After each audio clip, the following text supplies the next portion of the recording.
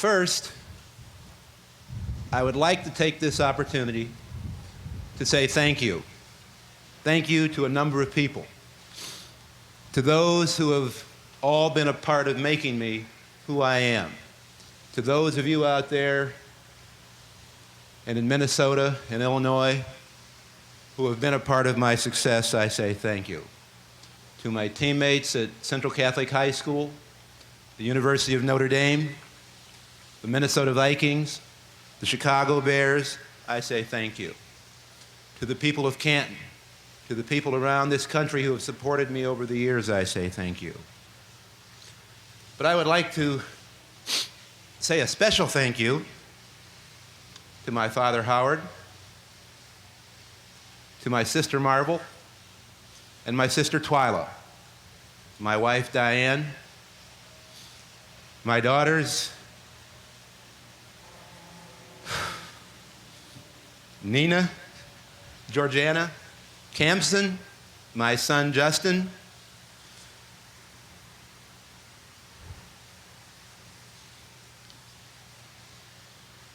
and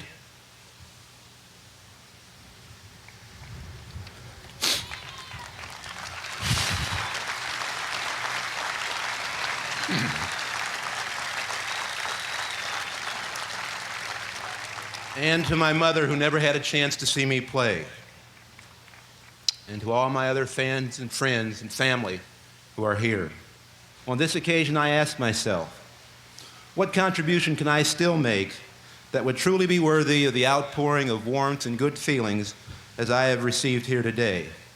And the answer for me is clear: to help give other children the chance to achieve their dreams.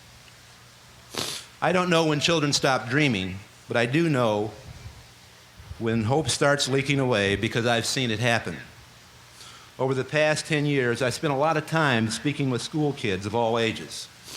And I've seen the cloud of resignation move across their faces, even as move across their eyes as they travel through school without making progress. They know they are slipping through the net into the huge underclass that our society seems willing to tolerate. At first, the kids try to conceal their fear with defiance. Then, for far too many, defiance turns to disregard for society's rules. It's then that we have lost them, and maybe forever. But this loss is not always as apparent as the kid who has dropped out of school for the life on the street. I've seen lost men in the National Football League. When I played for the Minnesota Vikings, there was an occasion where we had a new defensive line coach, and he wanted us to read the playbook to learn it. And probably wasn't a bad idea if you could read. There were 9 of us in the group. 4 of us read pretty well, or 3 of us read pretty well. 2 did so-so, did okay, got through it. The other 4 had a very difficult time and struggled. And it was painful for them, but it was painful for all of us. And we shared their pain. These same young men were once the heroes of their schools, showered with recognition and praise for their athletic performance, and allowed to slide in the classroom. And for their time in the NFL, at least, they were the lucky ones, because they had already beaten the long odds of 18,000 to 1 to make it that far. But without reading skills, what were their chances of finding employment once their playing days were over? We are doing no favor to the young men of Los Angeles, Miami, Chicago, and LA if we let them believe that a game shall set them free.